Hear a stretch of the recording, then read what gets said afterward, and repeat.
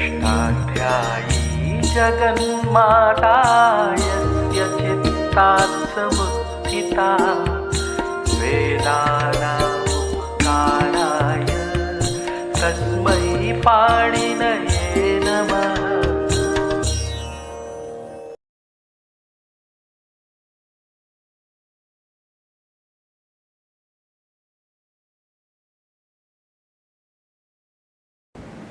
नमः पाणिनये। हम लोग पौष्टिक प्रक्रिया के अनुसार इडागम का विचार कर रहे हैं। अभी तक हमने जाना कि लकारों में से लट लोट लंग विधिलिंग, इन 4 लकारों के प्रत्यय, और कृत प्रत्ययों में से जो शित हैं 9, क्षत्रि शानत चानस शानन खश शाये श्रद्धे श्रद्धे, इतने प्रत्यय सार्वधातुक हैं। और जो विकरण आते हैं सार्वधातु को बीच में बैठने के काम में आते हैं, वो स्वतंत्र प्रत्यय नहीं बनाते। और जो सार्वधातुक विकरण है वे स्वतंत्र प्रत्यय है नहीं, वो बीच में बैठ करके प्रक्रिया में सहायता करते हैं। तो कुल 90 सार्वधातुक प्रत्यय हमने आपको दिखा दिए। अब लट लोट लंग विधिलिंग, इन 4 लकारों को छोड़कर जो 3 प्रत्यय बचते हैं 6 लकारों के, ये आर्धातुक हैं। और शित प्रत्ययों को छोड़कर जो कृत प्रत्यय बचते हैं ये भी आर्धातुक हैं।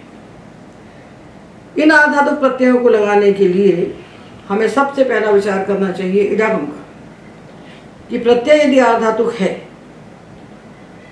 और ये धातु से लगा है, तो हम देखते हैं लोक में प्रयोगों में कि कभी तो हमको धातु प्रत्यय के बीच में ई सुनाई पड़ता है, जैसे पठिष्यति, लेखिष्यति, खादिष्यति, क्रीडिष्यति, क्रीडितुम, क्रीडितव्यम, यहाँ हमको ई सुनाई पड़ रहा है। और पाता, पास्यति, पातुम, पातव्यम, यहाँ हमको ई नहीं सुनाई पड़ रहा है। इस विज्ञान को जानना चाहिए। ये आधातुक प्रत्ययों में प्रवेश करने का द्वार है। धातुओं में हमें यदि आधातुक प्रत्यय लगाना है तो सबसे पहले हमको इडागम का ज्ञान होना चाहिए। इडागम का सम्यक ज्ञान होना चाहिए, पूरा ज्ञान होना चाहिए।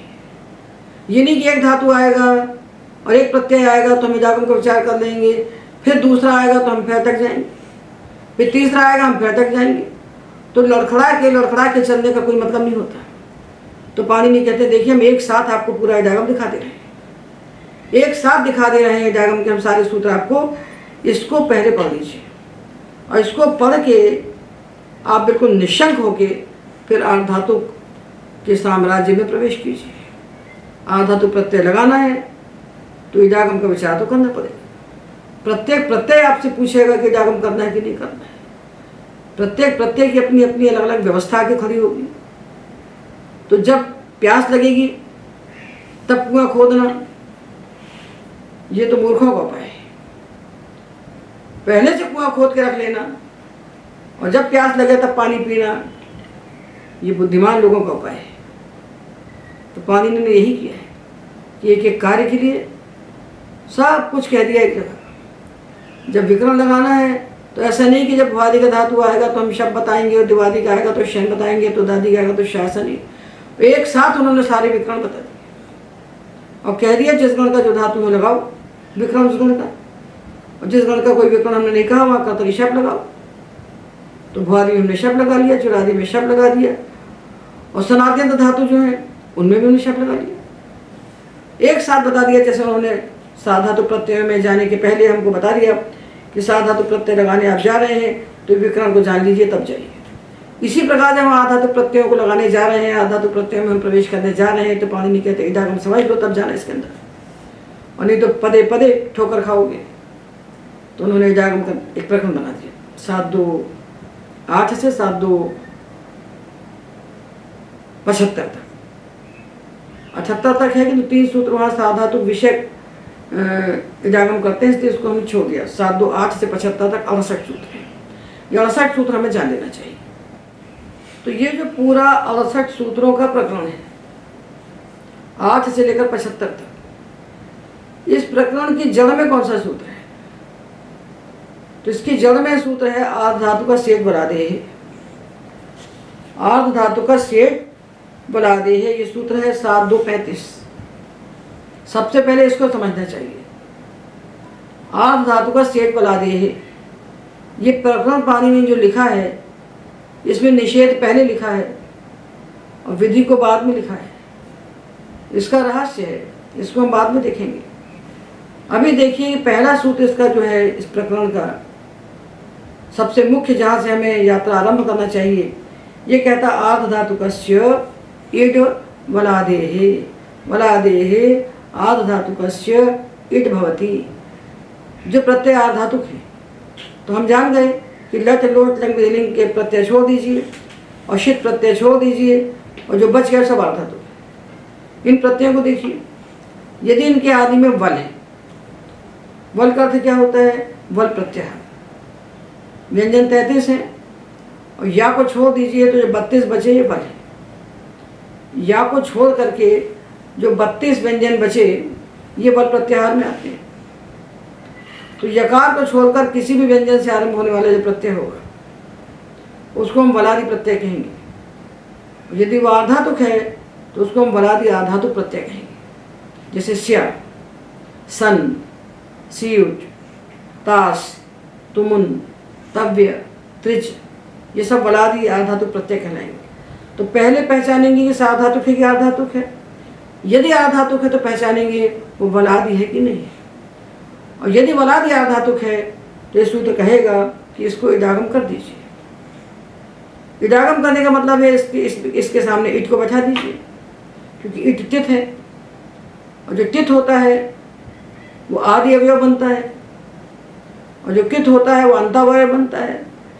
तो प्रत्यय को कहा जा रहा है इडागम, वलादि प्रत्यय को इडागम कहा जा रहा है। तो वलादि प्रत्यय जो है उसके पहले जाकर बैठ जाएगा, उसका आद्यवयव बन के बैठ जाएगा। तो जो स्या है वो इष्य बन जाएगा, जो ता है वो इता बन जाएगा, जो तुम है वो इतुम बन जाएगा, जो तव्य है वो इतव्य बन जाएगा। तो जो प्रत्यय आधातुक है और उसके आदि का जो वर्ण है वो वल है तो उसको इट का आगम होता है। ये सूत्र से हम जाने, ये हम जाने। ये तो हो गया विधि सूत्र। अब किसी भी विधि सूत्र का उपयोग करने के पहले हमें उसके निषेधों को जानना चाहिए, अपवादों को जानना चाहिए। निषेधों को जाने बिना, अपवादों को जाने बिना हम शास्त्र को पढ़ने लगते हैं, तब हमें तिंश साधातुकम सूत्र से 10 लकारों के तिंग साधातुक दिखने लगते हैं। इसलिए जब भी किसी विधि सूत्र का हम उपयोग करें तो आसपास देख लें कि इसके कौन से निषेध हैं, कौन से अपवाद हैं, उनको छोड़ करके प्रयुक्त हो। तो इसने तो कह दिया कि यदि प्रत्यय आधातुक है और वलादि है तो आप इडागम कर सकते हो। तो मनन प्रत्यय है, क्वनिक प्रत्यय है। ये जो हमको वलादि देखना है, प्रत्यय को पहचानना है वलादि है कि नहीं, तो अनुबंधों की इत संज्ञा करने के बाद ही पहचानना है, अनुबंधों के साथ नहीं पहचानना है। तो प्रत्यय है क्वनिक। क्वनिक पे हमने का की संज्ञा की, पा की संज्ञा की, ई की संज्ञा की, बच गया वन। मन में बच गया मन, तो वन मन, ये दोनों प्रत्यय आधातुक हैं क्योंकि 4 लकारों के नहीं है और शित नहीं है। और ये वलादि है कि क्योंकि इनके आदि में वा बैठा है और माँ बैठा है, और इनको इडागम नहीं होता क्योंकि जो 7 2 8 सूत्र है वो कहता ने वशीकृति, ना इट वशीकृति। वशीकृति जो वशादिकृत प्रत्यय है, प्रत्यय वशादि हो, उसके आदि में वश हो, वश प्रत्याहार। वश कहाँ से? वरट लण यम गणनम झमय घट दश जब घट दश, इतने वर्ण हो गए वश। प्रत्यय के आदि का वर्ण वश हो और प्रत्यय कृत हो, तिंग न हो। तो वशादिकृत को हम कैसे पहचाने? कैसे पहचाने प्रत्यय वशादिकृत है? तो पहले हम कृत को तो पहचान चुके हैं कि प्रत्यय धातु से लगा हो और लकार के स्थान पर न हुआ हो तो कृत है। और यहाँ ये भी पहचानना चाहिए कि शत्रुशानस प्रत्यय तो लकार के स्थान पर होते हैं तो भी कृत होते हैं, और कौसुकानस प्रत्यय लकार के स्थान पर होते हैं तो भी कृत होते हैं। इसकी चर्चा हम कर चुके हैं। तो बचे भी प्रत्यय तो लकार के स्थान पर लगने वाले प्रत्यय तिंग हैं, और जो लकार के स्थान पर नहीं लगते वो कृत हैं। क्षत्रिय शानच लकार के स्थान पर लगते हैं तो भी कृत हैं, वसु कानच लिट लकार के स्थान पर लगते हैं तो भी कृत हैं। इसका उद्देश्य विभक्ति लगाना है, इसका उद्देश्य इस प्रक्रिया से उसका कोई लेना देना नहीं है। तो पहले पहचाने प्रत्यय तिंग है कि कृत है। तो 4 लकारों की बात तो गई, 4 लकार तो साधातु में निकल गए, 6 लकारों को लेकर हम चले। 6 लकारों में जो प्रत्यय हैं वे आर्धातुक हैं, तो इनका क्या नाम है? इनका नाम आर्धातुक तिंग होगा, और जो बचे हुए प्रत्यय हैं उनका नाम आर्धातुक कृत होगा। जैसे हम कहेंगे स्यति स्यतः स्यन्ति, या ता तारा उतारा, तासी तास्ता तास्थो तास्म तास्वा तास्मा जो लकार के प्रत्यय हुए, अथवा नलतो सुस्थलथो साणलवामा ये लिट के प्रत्यय हुए। ये 6 जो लकार हैं साधातुक से भिन्न जो आधातुक लकार 6 हैं, इनके जो प्रत्यय बनते हैं इन प्रत्यय का नाम होता है आधातुक तिंग, और इनको छोड़कर जो धातु से लगने वाले आधातुक प्रत्यय हैं उनका नाम होगा आधातुक कृत। तो तुम उन तब व्यतिरिच ये सारे प्रत्यय कहलाएंगे आधातुक कृत। तो आधातुक प्रत्यय जो सामने आए इसके भी हमने 2 हिस्से किए। जैसे साधातुक प्रत्ययों के 2 हिस्से किए थे, साधातुक तिंग और साधातुक कृत, इसी प्रकार आधातुक प्रत्ययों के हम 2 हिस्से करें। जो 6 लकारों के हैं आधातुक तिंग, और जो 6 लकारों के नहीं हैं वो आधातुक कृत। ऐसा 2 हिस्सों में पहले जान लें, उसके बाद सूत्रों की प्रवृत्ति हम करें।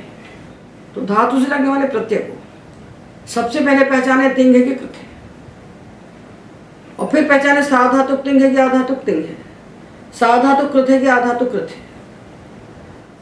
तो यदि लट लोट लंग विधिलिंग 4 लकारों का प्रत्यय है तो साधातुक तिंग है, और बचे हुए 6 लकारों का प्रत्यय है तो आधातुक तिंग है। यदि शित है तो साधातुक कृत है, और शित नहीं है तो आधातुक कृत है।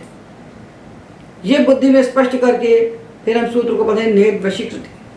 ये सूत्र कहता है कि वशाद उकृति, वशादिकृत प्रत्यय परे होने पर ना इट इडागम नहीं होता। वशादिकृत प्रत्यय यदि धातु से लगा हुआ है, वशादिकृत प्रत्यय है जो कृत है, तिंग नहीं है, जो कृत है तिंग नहीं है, उसके परे होने पर इडागम नहीं होता। इसका अर्थ हुआ कि वशादि तिंग प्रत्यय यदि है तो इडागम हो जाएगा। वशादिकृत प्रत्यय है जैसे क्वनिप है, मनिन है, वनिप है, ये प्रत्यय कृत है और वशादि हैं, इनको इडागम नहीं होगा। और लिट लकार के जो प्रत्यय हैं वो तिंग हैं, उसमें वा मा यदि आएगा, वा मा वहे महे, ये लिट लकार के जो वा मा वहे महे प्रत्यय हैं ये भी वशादि हैं, किंतु वशादि तिंग है, इनको इडागम हो जाएगा। तो वशादि तिंग को इडागम होगा और वशादि कृत को इडागम नहीं होगा। इडागम का विचार 2 हिस्से में करना पड़ता है, एक प्रत्यय को देख करके, दूसरा प्रकृति को देख करके। प्रकृति जिससे प्रत्यय लगा है, धातु जिस धातु से प्रत्यय लगा है उसको देख करके। तो प्रकृति को देखकर जो इडागम का विचार होता है वो प्रकृत्याश्रय इडागम होता है, और प्रत्यय को देखकर जो इडागम का विचार हम करेंगे वो प्रत्ययाश्रय इडागम होगा। तो प्रकृति को देखिए और प्रत्यय को देखिए, ये इडागम दोनों को देखकर चलता है, अकेले प्रत्यय को देखकर नहीं चलता। तो पहली बात हमने जानी कि वलादि आधातु प्रत्ययों को इडागम होता है। आधातु का शेष वलादि है, सूत्र हुआ है 7-2-35। अब हम 7-2-8 सूत्र पढ़ रहे हैं जो उसका निषेध है, उसी का निषेध है, इसलिए उसके बाद इसको पढ़ना चाहिए। जब तक विधि नहीं मालूम होगा निषेध कैसे जानेंगे, इसलिए इसको ऐसे ही पढ़ना चाहिए। इस प्रकरण को पहले 35वां सूत्र पढ़िए, फिर 8वां सूत्र पढ़िए।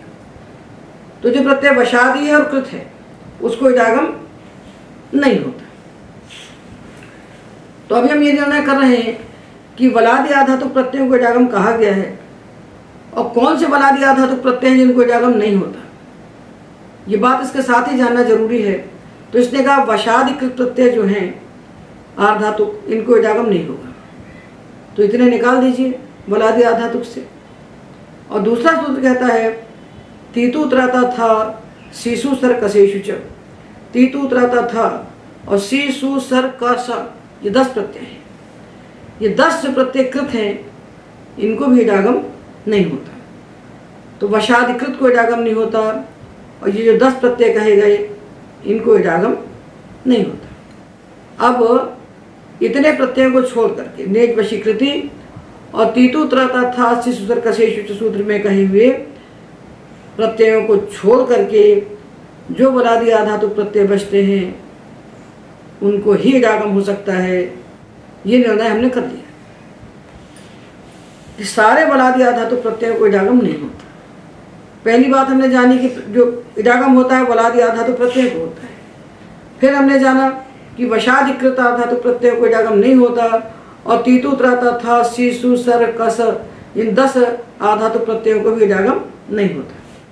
तो जो बचे हुए बलादि प्रत्यय उनको इडागम हो जाता है। निर्णय हो कि जो बचे हुए बलादि प्रत्यय हैं उनको इडागम हो जाएगा। तो बचे हुए प्रत्यय कौन से हैं ये हम आपको दिखा रहे हैं, क्योंकि सारे प्रत्यय इकट्ठे ना देखकर भी उनको हम जान जाएं वो विधि हम आपको बता रहे हैं। तो पहले ये पहचानिए प्रत्यय आर्धातुक है कि नहीं। तो कैसे पहचानिए कि यदि वो लट लोट लंग विधिलिंग 4 लकारों का नहीं है और शित नहीं है तो आर्धातुक है। अब पहचानना है कि इसको इडागम करना है कि नहीं। तो देखिए ती तू त्राता ये 4 को छोड़ दीजिए। 4 को छोड़कर जितने तकार आदि प्रत्यय हैं आर्धातुक, ती तू त्राता को छोड़कर जितने तकार आदि आधातुक प्रत्यय हैं उनको इडागम होगा। और सी सु सर और सा, सी सु सर और सा ये 4 प्रत्ययों को छोड़कर जितने भी सकार आदि आधातुक प्रत्यय हैं उनको इडागम होगा। ती तू त्राता को छोड़कर सारे तकार आदि प्रत्ययों को इडागम हो सकता है और सी सु सर सा को छोड़कर सारे सकार आदि आधातुक प्रत्ययों को इडागम हो सकता है। पहले बुद्धि में ये बनाइए, एक एक करके पकड़िए, इकट्ठा नहीं पकड़ में आएगा। तो सबसे पहले देखिए प्रत्यय सार्वधातुक है कि आर्धातुक है। यदि आर्धातुक है तो आप देखिए तकार आदि है अथवा सकार आदि है। ता से शुरू हो रहा है कि सा से शुरू हो रहा है। यदि ता से आरंभ हो रहा है तो देखिए ती तू त्राता ये 4 तकार आदि प्रत्यय को इडागम नहीं होगा, बचे हुए तकार आदि प्रत्यय को इडागम हो सकता है। और यदि सा से शुरू हो रहा है प्रत्यय तो सी सु सर सा ये 4 सकार आदि प्रत्ययों को इडागम नहीं होगा, बचे हुए सकार आदि प्रत्ययों को इडागम हो सकता है। एक विभाग ये बना लीजिए। ये बात हो गई कृत प्रत्ययों के लिए। अब देखिए, अब हम नेक वशीकृति सूत्र को पकड़ते हैं। ये तो हमने इसको पकड़ लिया। हम नेक वशीकृति सूत्र के बारे में बताते हैं कि ये कहता है वशादि कृत प्रत्ययों को इडागम नहीं होगा, अर्थात वशादि तिंग प्रत्यय को हो सकता है। तो कौन से प्रत्यय वशादि तिंग हमको मिलने वाले हैं? वशादि तिंग हमको कौन से प्रत्यय मिलने वाले हैं जिनको इडागम हो सकता है? तो देखिए लिट में तो स्या दिखेगा, लिंग में हमको स्या दिखने वाला है, लुट में हमें ताश दिखने वाला है, लुंग में हमको चिड़ी के स्थान पर सा सिच अंग चंग दिखने वाले हैं। तो ये वशादि प्रत्यय कौन से मिलने वाले हैं हमको? तिंग। तो वशादि प्रत्यय हमको केवल लिट में मिलेंगे। आशीलिंग में सीव दिखने वाला है। तो ये वशादि तिंग प्रत्यय हमको कहाँ दिखने वाले हैं जिनके लिए सूत्र ने कहा कि कृत में वशादि कृत को इडागम मत करना और वशादि तिंग को इडागम कर लेना। तो वशादि तिंग प्रत्यय हमको मिलेंगे लिट लकार में। लिट लकार के प्रत्यय हैं नल अथुस उस, थल अथुस अ, नल वामा। ये वामा हमको मिले वशादि तिंग। और आत्मनेपद में ए आते इरे, से आते द्वे, ए वहे महे। तो ये वहे महे, वामा वहे महे। तो देखिए 4 प्रत्यय हमको मिल गए वशादि, वामा और वहे महे। ये कह रहा है वशादि तिंग, इनको इडागम हो जाएगा यदि प्राप्त होगा तो। अब रहा थल और ध्वे, तो ये तो बलादि हैं, ये तो बलादि हैं, तो इनको तो आधातु का सेठ बलादि से इडागम प्राप्त हो रहा है। और ये तीतु त्राता था ने निषेध किया है, ये था कृत का निषेध किया है, तिंग का तो निषेध किया नहीं।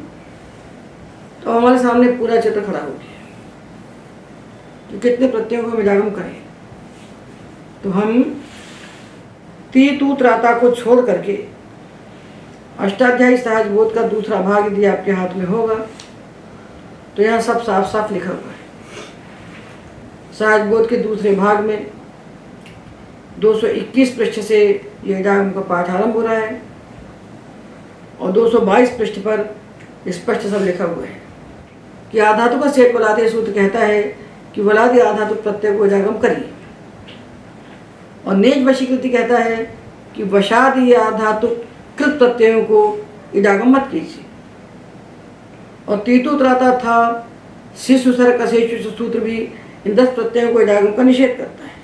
ये देखिए 223 पृष्ठ पर कि निष्कृष्ट अर्थ क्या निकला, कितने प्रत्यय हमारे हिस्से में आए जिनको हम इडागम करेंगे, जिनके लगने पर हम इडागम का विचार करेंगे। तो देखिए लिखा है कि तीतु त्राता, तो देखिए कि तीतु त्राता ये 4 प्रत्ययों को छोड़ करके सारे तकारादि आधातु प्रत्यय जो हैं ये सेठ हैं, इनके लगने पर इडागम का विचार करना चाहिए। और सकारादि प्रत्ययों में सी सु सर और सा ये 4 प्रत्ययों को छोड़कर जितने सकारादि आधातु प्रत्यय हैं, चाहे वो तिंग हो चाहे वो कृत हो, चाहे वो तिंग आधातुक हो चाहे विकृत आधातुक हो, इनके लगने पर हमको इडागम का विचार करना चाहिए। तो तीतु त्राता को छोड़कर सारे तकार आदि प्रत्यय और शीशु सरसा को छोड़कर सारे सकार आदि प्रत्यय ये सब इडागम के योग्य हैं, इनके लगने पर इडागम का विचार हमें करना चाहिए। तो कितने प्रत्यय हैं तीतु त्राता को छोड़कर? तो देखिए ताक तवतुक त्व, तुमुन तव्य तव्य, त्रिच त्रिन तास, तवई तवेन, तोसुन त्वन और तवेन, ये 14 तकार आदि प्रत्यय हैं जिनके लगने पर हमें इडागम का विचार करना चाहिए। और सकार आदि है सिच सियुच सन स्या क्षे से सेन सिप्ट, ये 8 सकार आदि आधातु प्रत्यय हैं। तो 14 तकार आदि आधातु प्रत्यय और 8 सकार आदि आधातु प्रत्यय, इनके लगने पर हमें इडागम का विचार करना चाहिए आधातु का सेठ बलादेह के अनुसार। अब हम देखते हैं तिंग प्रत्ययों। तो क्योंकि नेट वशी कृति ने कृत में तो निषेध किया, वशादि कृत में वशादि तिंग को निषेध नहीं किया, तो लिट लकार के प्रत्यय उठाइए, क्योंकि ये कैसे कहलाएंगे? ये आधातुक तिंग है, ये कृत नहीं है। इन प्रत्ययों में से 7 प्रत्यय हैं जिनके लगने पर हमें इडागम का विचार करना चाहिए। यह थल वामा सेध्वे वहे महे, इनको अलग से स्थिति बता रहे हैं क्योंकि नेट वशीकृति ने वशादिकृत को तो निषेध कर दिया और वशादि तिंग रह गए हमारे पास, तो इसलिए हम इनको अलग से आपको बता रहे हैं। तो लिट लकार के 7 प्रत्यय हुए थल वामा सेध्वे वहे महे। तो 14 तकार आदि प्रत्यय हमने बताए, 8 सकार आदि प्रत्यय हमने बताए और 7 प्रत्यय हमने लिट लकार के बताए। 14 तकारादि आधातुक प्रत्यय, 8 सकारादि आधातुक प्रत्यय और 7 प्रत्यय लिट लकार के। तो ये 14 और 8 22 और 7 29 प्रत्यय हुए। अब एक प्रत्यय और आता है, ये सूत्र है वस्वेकाजात घसाम, ये सूत्र है 7-2-67। अष्टाध्यायी में कुछ भी पढ़ना जितना सरल है इतना सरल कुछ हो ही नहीं सकता। वस्वेकाजात घसाम सूत्र इडागम का सूत्र है, तो कहाँ ढूंढेंगे? इडागम के प्रकरण में ढूंढेंगे। इडागम 7-2-8 से 7-2-75 तक है। इसी में देखिए 67वां सूत्र है वस्वेकाजात घसाम। जो पशु प्रत्यय है उसको भी इडागम हो सकता है। किससे हो सकता है ये बाद में बताएंगे जब सूत्र की व्याख्या करेंगे। अभी तो हम परिगणन कर रहे हैं कि कितने प्रत्यय हैं जो इडागम के योग्य हैं। तो एक पशु प्रत्यय हो गया, ये हो गए 30 प्रत्यय। तुक्ताक तव तुक्त्वा, तुमुन तव्य तव्यत, त्रिच त्रिंतास, तवई तवेन, तोसुन त्वन तवेन। ये 14 तकारादि प्रत्यय और सिच सियुट सन स्याक से सेन सिप, ये 8 सकारादि प्रत्यय और लिट लकार के थल वामा से भे वहे महे, ये 7 प्रत्यय और 1 पशु प्रत्यय। ये कुल 30 प्रत्यय ही पाणिनि शास्त्र में आर्धातुक प्रत्यय हैं ऐसे जिनको इडागम हो सकता है। 30 प्रत्यय ही शेष प्रत्यय जिनको इडागम हो सकता है, हो जाता है ऐसा नहीं बोलना चाहिए, हो सकता है। ये 30 प्रत्यय ऐसे हैं जिनको इडागम हो सकता है, इसलिए ये 30 प्रत्यय आर्धातुक जो हैं इनको हम कहेंगे सेठ आर्धातुक प्रत्यय।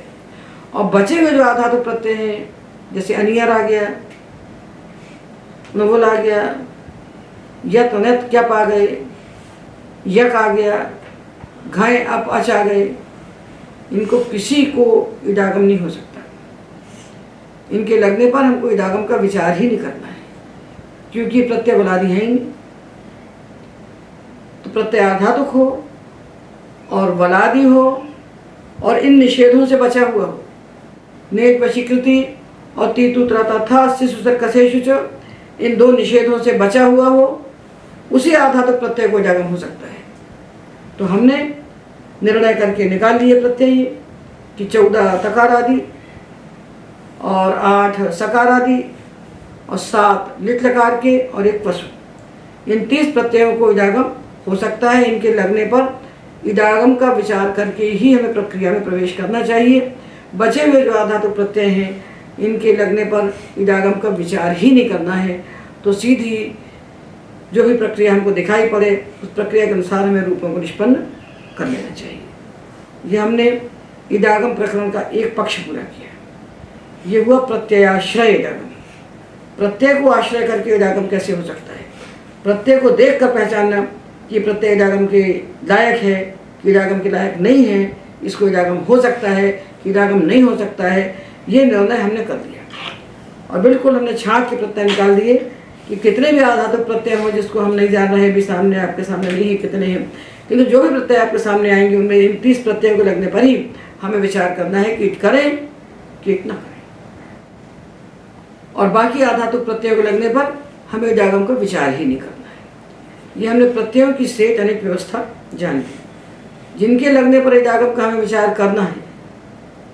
ऐसा नहीं कि प्रत्यय लगने तो हो ही जाएगा इडागम, हमें विचार करना पड़ेगा।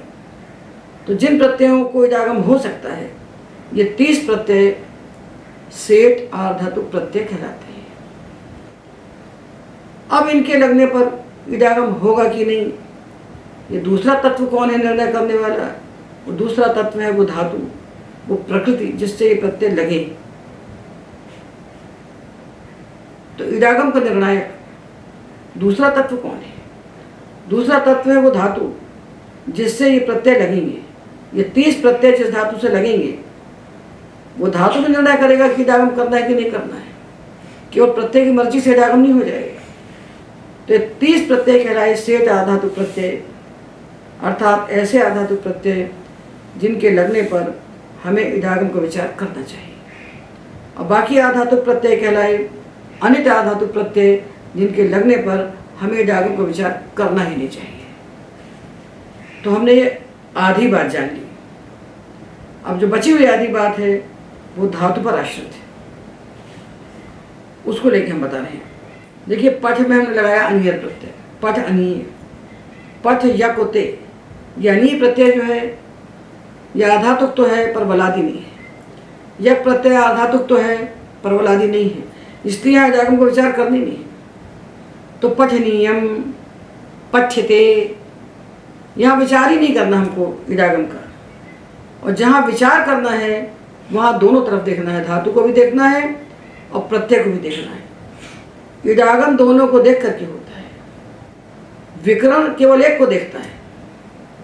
तो साधातुक प्रक्रिया में हमने विकरण लगाया, साधातुक प्रत्यय परे होने पर जो हमने विकरण लगाया कि कर्ता अर्थ में साधातुक प्रत्यय हुआ है तो हमें विकरण लगाना है, लगाने ही उसका कोई विकल्प नहीं है। किंतु आधातुक प्रत्यय ऐसा नहीं होता।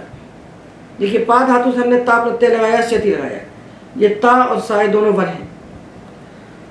तो ता भी बलादि आधातुक है और स्या भी बलादि आधातुक है। और जो 30 प्रत्यय हमने पढ़े हैं कि तीतु त्राता को छोड़कर सारे तकार आदि और सी सु सरसा को छोड़कर सारे सकार आदि वे प्रत्यय इडागम के योग्य होते हैं, इडागम भाग होते हैं। तो ये दोनों प्रत्यय बलादि आधातुक हैं, इसलिए इनको इडागम होना चाहिए, इनको इडागम हो सकता है। पर दूसरा तत्व कौन है जो निर्णय करेगा इडागम होगा कि नहीं होगा? वो दूसरा तत्व है ये प्रकृति, ये प्रत्यय है, ये प्रकृति है। ये बताएगा धातु कि इडागम होना कि नहीं होना, इसको इडागम की आवश्यकता है कि नहीं। तो धातु में 2 प्रकार की है। तो पा धातु से हमने ता लगाया, इडागम नहीं हुआ, बन गया पाता पास्यति।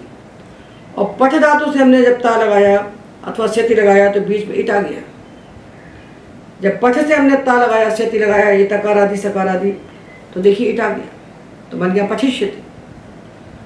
तो ऐसा क्या कारण है कि पठ धातु से ता लगता है तो इडागम हो जाता है और पा धातु से ता लगता है तो इडागम नहीं होता? तो पा से पाता बनता है और पठ से पठिता बनता है, पा से पास्यति बनता है और पठ से पठिष्यति बनता है। मतलब एक बात कोई और है जो हमें मालूम होना चाहिए, जो निर्णय करते हैं इस बात का कि इडागम करना है कि नहीं करना है। तो वही ता प्रत्यय है, वही स्या प्रत्यय है, ये भी बलादि आधातुक है, ये बलादि आधातुक है और ये भी बलादि आधातुक है। तो वही बलादि आधातुक प्रत्यय जब पा से रखते हैं तो इडागम नहीं होता और वही बलादि आधातुक प्रत्यय जब पठ से रखते हैं तो इडागम हो जाता है। मतलब इडागम के निर्णय में धातु भी एक कारण बनता है, प्रत्यय भी कारण है और धातु भी कारण है। तो प्रत्यय को तो हमने जान लिया कि बलादि हो और आधातुक हो और निषेधों से बचा हुआ हो, तो 30 प्रत्यय हमने गिन दिए, उन 30 प्रत्ययों में आ रहे हैं तो इनको इडागम होना चाहिए था। किंतु अब दूसरा सूत्र आता है, वो बताता है देखो भाई, खाली प्रत्यय देख के इडागम नहीं होगा, खाली प्रत्यय की इच्छा से नहीं चलेगा, दोनों की इच्छा से चलेगा, दोनों की इच्छा होगी तो होगा। दूसरा कौन है? दूसरा है धातु। जिस धातु से प्रत्यय लगाया है आपने वो बलादि आधातु प्रत्यय, जिसको आप इडागम के योग्य कह रहे हैं, जिसको आप सेठ आधातु प्रत्यय कह रहे हैं, वो जिस धातु से लगा है उसको भी देखना पड़ेगा। मतलब धातु भी 2 प्रकार की है, सेठ और अनिट। अभी तो हमने प्रत्यय देख लिए कि 30 आधातु प्रत्यय सेठ हैं और 30 से बचे हुए जितने भी आधातु प्रत्यय हैं वो अनिट हैं। ये एक निर्णय हो गया, ये 50% निर्णय हमने कर लिया, प्रत्यय विषयक सारा निर्णय हमने कर लिया।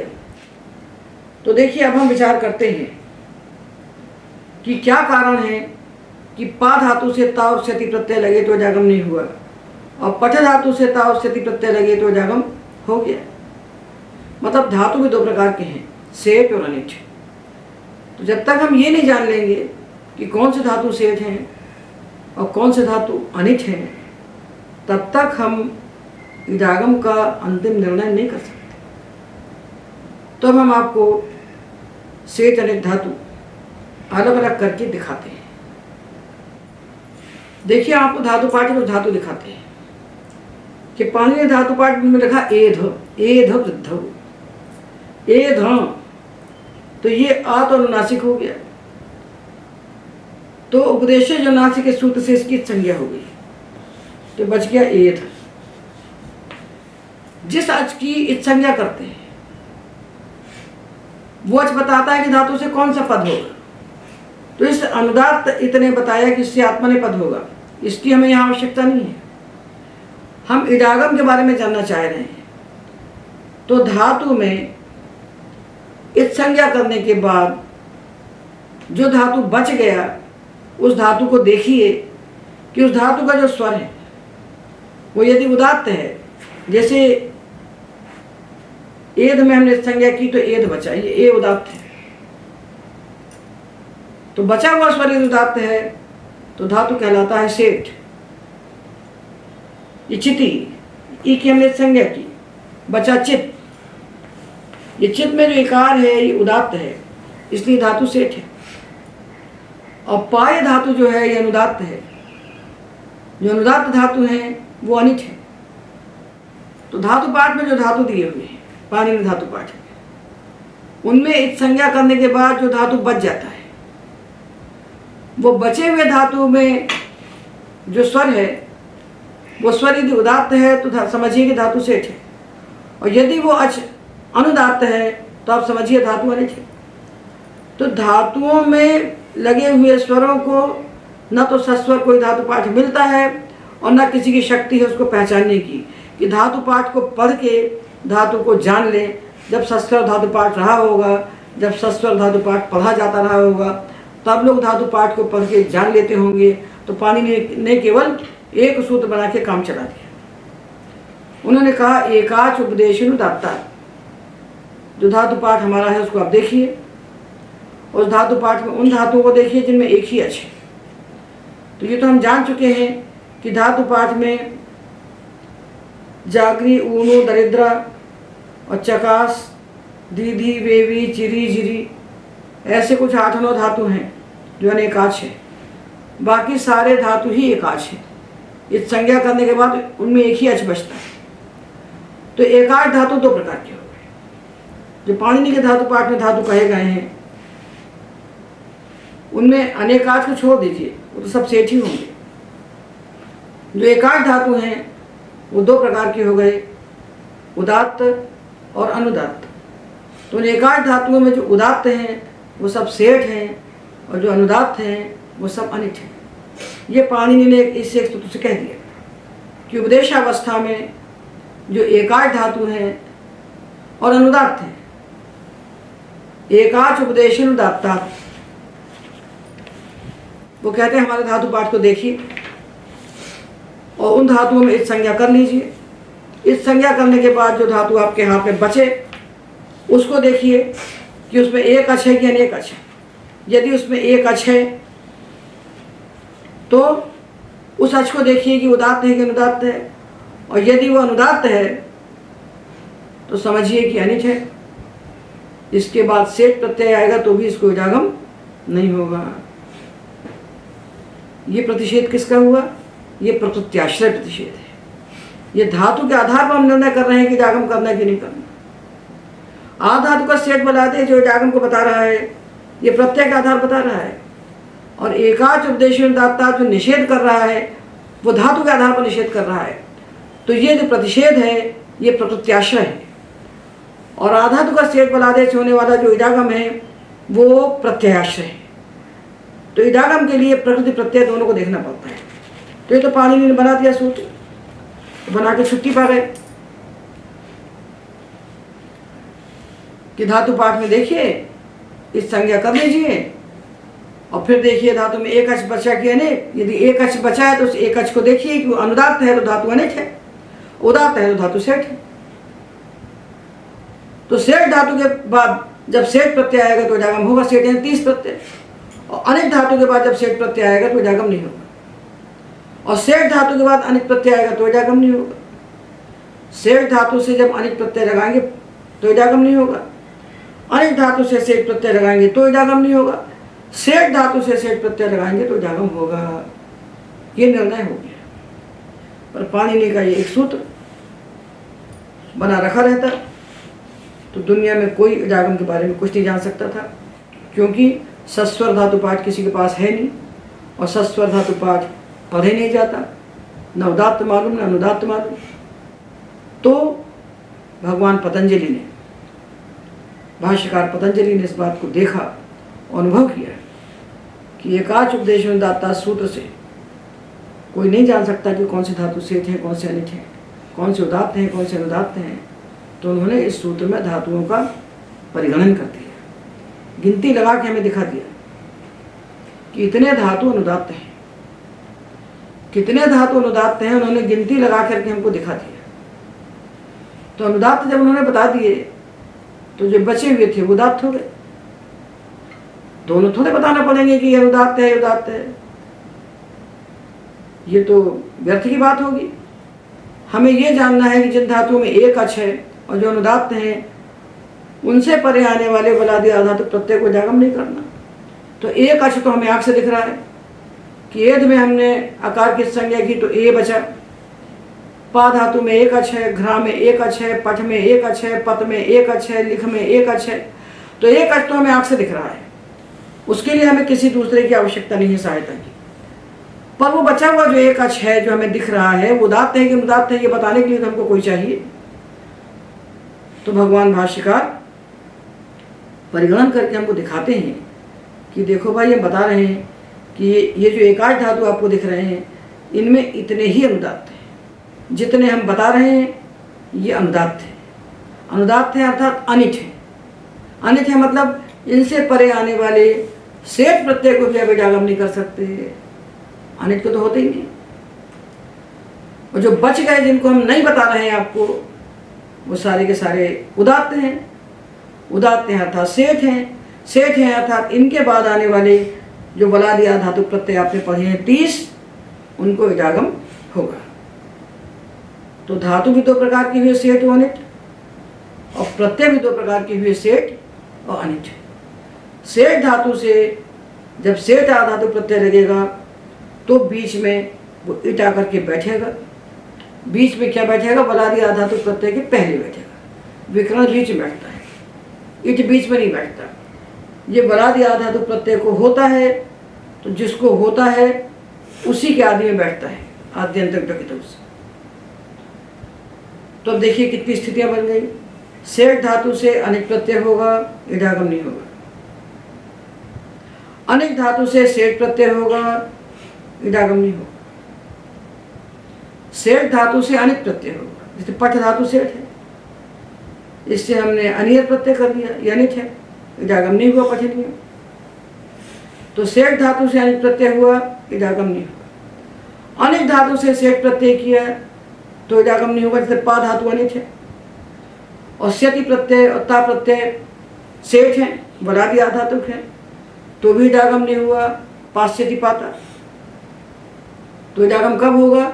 जब सेठ धातु से सेठ प्रत्यय होगा तो इडागम होगा। तो जब तक कोई व्यक्ति अलग अलग सेठ अनिट प्रत्यय और सेठ अनिट धातु को नहीं जानेगा तो इडागम कर ही नहीं सकता, लड़खड़ाता रहेगा और इडागम तक पहुंच नहीं पाएगा।